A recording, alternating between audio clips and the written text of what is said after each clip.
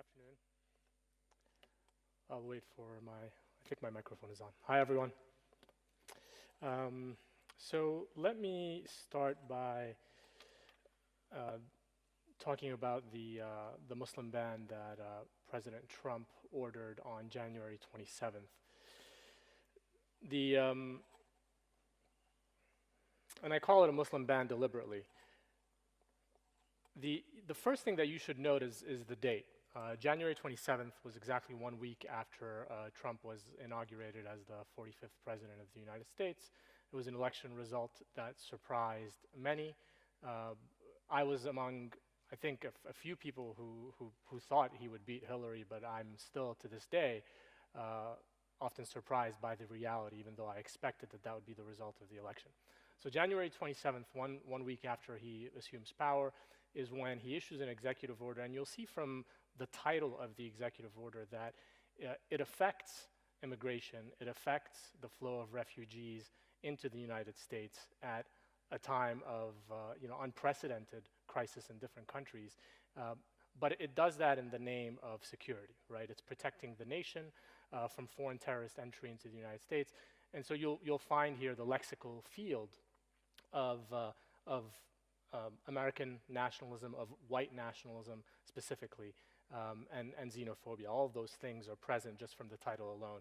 Then when you focus in on one of the preambles of the executive order, its statement of purpose, really, you see very clearly that in the way that Trump conceives of the purpose of this policy, it is again about security. That's sort of the facial justification for this xenophobic and racist order that we're going to study in greater detail. And I'm going to come back to this in a second. This is one of the sort of most relevant operative provisions in the executive order, and I want to go through it a little bit with you. It targets both immigrants and non-immigrants. So in U.S. immigration law, you have, broadly speaking, two categories of visas. Immigrant visas for people who will eventually become permanent residents and ultimately citizens. Non-immigrant visas for tourists from countries that, unlike Germany, don't benefit from a visa waiver program for tourism. So like a Chinese national would have to apply for a tourist visa to come into the United States. So this executive order targets both immigrants and non-immigrant visa holders from countries that are listed in a statute. When you look at that statute, the countries are Iraq, Iran, Syria, Sudan, Somalia, Libya, and Yemen. So it's those 7 countries. All of them are Muslim majority countries. And another important thing they have in common is that they're all countries that the United States has bombed, or in the case of Iran, that the United States, or at least some portions of the of decision-making circles in the United States, have an intention to bomb in the future. So you should. What you want to zero in on here is that you're targeting, the citizens of these countries that most of which find themselves in an era of unprecedented crisis. So many refugees, as all of you know, living in Germany, are flowing out of Syria, are flowing out of Iraq, are flowing out of Yemen, where there is an equally tragic conflict going on today that has not gotten anywhere near the level of media and public attention that it deserves. So these are some of the worst crises. These are the worst crises, humanitarian crises of our time, and the United States is closing the door to these people in their time of greatest need. This is where I want to go back to the previous section. The previous section says foreign nationals who intend to commit terrorist attacks in the United States. Right? So when you put those things together, what it means is that in the view of the president, in the view of Trump, nationals from these countries, from these 7 countries, that it's fair to presume that nationals from these 7 countries are more likely than others to engage in terrorist action that would threaten, the interests or the lives of U.S. citizens. So that's the logic here. That there's this supposition, there's this presupposition that nationals of these 7 countries are more likely to engage in that form of criminality that has been labeled as terrorism than nationals of other countries. What the effective provision that you have up on the screen here does is that for 90 days, it suspends the entry of nationals from those countries. Now, those 90 days could be renewed for additional periods of 90 days. But that was the initial executive order. And I say initial because you can think of this as Muslim ban 1.0, and at this point, the executive order that we're looking at right now is no longer in effect. It has been replaced by a second executive order. You can think of that as Muslim ban 2.0. But the reason I want us all to talk about this one today is that, one, it states the intentions of the president in a very direct and clear way. Two, it's not significantly different from the second version that the president ordered, that the president issued on March 6th, and which became effective on March 16th. So there are some important differences, but for the most part, the second order tries to do what the first order tried to do. And then the third reason I want to focus on this, what is now a historical document and not a current effective legal document, is because it enables me to tell a complete story, right? We can go through the full cycle with this historical document, and then at the end, I'll touch on where we are with the Muslim ban 2.0, the March 6th version of this order that became effective on March 16th. The other part of the executive order was this, a proclamation that the entry of Syrian nationals as refugees, of Syrian refugees, had to be suspended. You'll note here that there is no 90-day limitation. This is an open-ended, indefinite suspension of entry from refugees coming from Syria into the United States. It's not unprecedented, right? There are similar low points in the history of the United States, most notably in the World War II era, when there were hundreds upon thousands of refugees, of Jewish refugees from Europe, trying to enter the United States. There was a similar shutdown back then.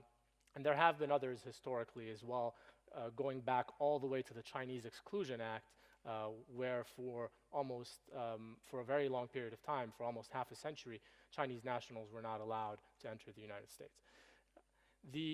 The other important part to focus on in this executive order is the suspension of the U.S. refugee program for 4 months. That is completely unprecedented. The last time that there was a suspension of the U.S. refugee program was after 9/11, and that was not for 120 days. That was for a shorter period of time. This is important. What this means is that no refugee from anywhere on earth can come to the United States. That's what Trump was trying to do, right? It doesn't matter if you're from Syria or from South Africa or from Kenya or from Guatemala. The program itself was suspended, which meant that the road for refugees to enter the United States had been closed off, or at least that was the president's intention. The other part of this that I want to highlight is this: the proclamation of a limit of 50,000 refugees for fiscal year 2017. 50,000 for a country of upwards of 350 million inhabitants is a negligible number. Obama had set the bar at 100,000, which itself was a negligible number, right? And so Trump comes in and tries to cut that down by 50%. We've seen that before under President Reagan. I would say that 100,000 to 50,000. I mean, it's really peanuts compared to the capacity of the United States, and I would say the duty and the responsibility of the United States to accept refugees. And when I say duty and responsibility, it isn't simply because the United States is a so-called first world country like Germany and like other places. I think being a first world country means you have that responsibility. But there's also historical responsibility to the extent that a country has benefited materially from the troubles of the so-called developing world, then that means that country has a responsibility to pay the price for it in that way, to welcome refugees. But when you think specifically about the United States and you look at countries that refugees are coming from, you look at Iraq, you look at Syria, you look at Yemen, those are all countries where, to the extent there's a humanitarian crisis today, the United States has played a central role in creating the circumstances that have led to that humanitarian crisis. ISIS, for example, would not exist had it not been for U.S. involvement in Iraq, for certain decisions that were made after the invasion of Iraq in 2003, specifically the decision to demilitarize, to de-Ba'athify Iraq, the decision to stand up vast military prisons, the decision to throw thousands and thousands of Iraqis into these military prisons and to mistreat them. There are a number of fundamental structural factors that were created by the United States in a place like Iraq that set the necessary conditions for the rise of ISIS. And so I think out of that mode of participation in the affairs of Western Asia, of what's called the Middle East, comes a share of responsibility. Syrians are leaving their homeland, Iraqis are leaving their homeland, Afghans are leaving their homeland in large part because of US foreign policy. And I don't mean here to minimize the complicity of Germany and of the European Union. Of course, the European Union is also complicit in what has befallen the people of those regions. So so what is that meant for people? What you see up on screen here is a team of my students at the City University of New York Law School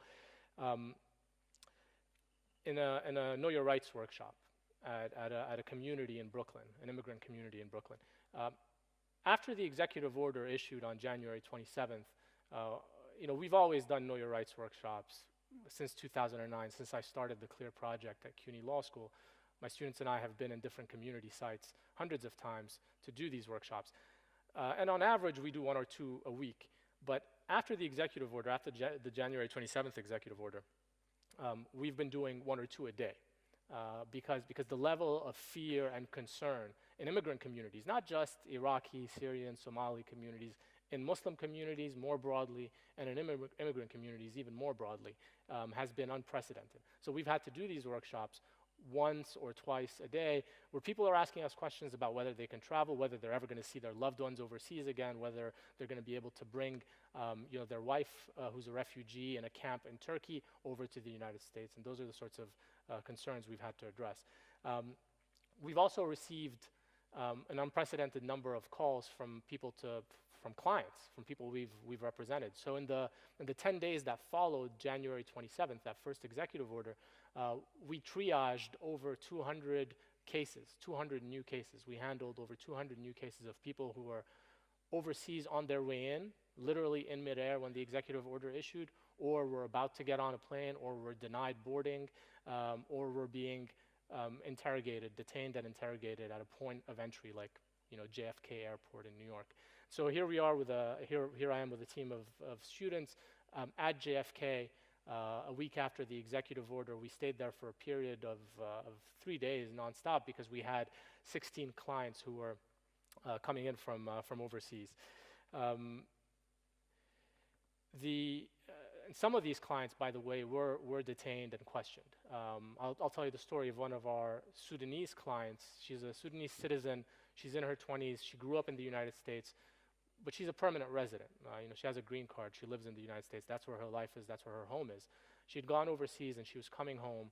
She landed at midnight, the day of the executive order. So the executive order was signed on that Friday afternoon, January 27th, and she landed a few hours after that.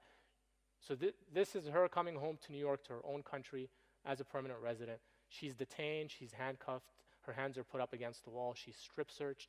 The agents standing behind her are talking out loud about whether or not, under the new executive order, they have to conduct an anal cavity search. So she's hearing all of this. Thankfully, they decided not to do that, but they still humiliated her and held her for 7 hours. The whole time, we were trying to make calls to officials at the airport. We ultimately threatened to sue, and they allowed her into the country, and the official said to me that was an exceptional, that he was making an exception for someone who's a permanent resident in the United States. We had a family of Syrian refugees. The husband had come in a few days earlier. The wife was coming in with her kids a few days later, and so her arrival was after the executive order. So she was held up at JFK and questioned. She was separated from her twin boys. Her twin boys are 4 years old. So the kids were separated from the mother. The kids were questioned. The mother was questioned separately. And so again, we had to put pressure to get them out. These are just a couple of the stories. Like I said, we had 16 different groups of clients coming in after the executive order, and there were hundreds of others in New York City and nationwide that our colleagues at different organizations handled. And there were a few large lawsuits that were brought in federal court. We threatened to sue, but we ended up not having to sue because our clients were released. But there were some cases where the people who were being detained and questioned at the airport were not released. And so some lawsuits were actually brought in federal court in New York. And there was a judge in New York, a federal judge in New York, and another federal judge in Oregon, out west, who stayed the executive order, which means that they froze the application of the executive order. And that was the first executive order. So at some point, the federal courts got involved and suspended the application of that order, which allowed people to come in more freely. We were back to where we were on January 26th, basically, before the executive order was passed. How did the White House react when that happened? I mean, even before the courts got involved, there was such a huge reaction on the street, people protesting, people coming to airports and staging sit-ins, civil disobedience, getting arrested. There was such a tremendous reaction from people on the street and from the media that the White House had to respond. And here's what, here's sort of a highlight, like an excerpt from that response. Because everyone was calling it a Muslim ban, because clearly it was, Trump felt obligated to issue this statement on January 29th, 2 days after the executive order passed, at a time when there were already thousands of people protesting at JFK, protesting in the streets, hundreds of lawyers like the team from CLEAR that you saw earlier, my students who were there on the ground. This is the statement that he releases where he says, it's not a Muslim ban. Of course, that's problematic when, Trump hasn't exactly been silent. He's been all over Twitter, and it really isn't hard to find statements that contradict what he said as president. So if you go back to an earlier statement in 2015, he himself makes it very clear that it is about a shutdown of Muslims, right? And so, the contradiction couldn't be more obvious. But you don't even have to go back that far. You don't even have to look at statements that he made in 2015 when he was a candidate. You can go back to the executive order itself, and this is what some of the lawyers who actually litigated in federal court did. There are provisions that clearly, reveal even more clearly sort of the racist and xenophobic and Islamophobic nature of this executive order, like this provision here, which, to translate that, what it means basically is we're going to prioritize Christians. We're not going to, we're going to deprioritize Muslim applicants for refugee status, Muslim asylees, and we're going to prioritize Christians from Muslim majority countries, right? That's what that means. And so, rightly, the lawyers pointed to that to say, look, this is clearly about Muslims. It's clearly Islamophobic. And some of, this statement, the other statement I showed you, and many other statements that Trump and his people had put out during their campaign and after they took power are what convinced the federal judges to put an end to the application of the first executive order. So what happened after that? There were appeals that were taken, but ultimately on March 6th, Trump decides to issue a new executive order that his lawyers have cleaned up a little bit. They've taken out some of the provisions. So the provision that says no Syrian refugees forever, basically, that was taken out. But the other provisions, the main one, which says, hey, nationals of these countries cannot come in for 90 days, that remains in there with one small modification. They've taken Iraq out of the list. So now it's 6 countries, not 7. Iraqis can come in. They're subject to extra screening, but they can come in, right? But the other 6 countries are still affected by Muslim ban 2.0. So what happened after that? That was also challenged in court, and very quickly a federal judge in Hawaii said, nationwide, you cannot apply this order. So that's where we are today. Muslim ban 2.0 was issued by Trump on March 6th. It's a cleaned up version of what we just talked about. It came into effect on March 16th, and a few days later, a federal judge in Hawaii said, you cannot apply this executive order until the case is over, until we've litigated it and we've looked at its legality, we've looked at its constitutionality. So right now, there's again a tremendous amount of fear and concern in different communities, but the order itself is not being applied, at least not until a judge or that judge in Hawaii reverses himself and says, okay, now you can go ahead and apply it. So I look forward to the rest of the conversation. I think I'm out of time.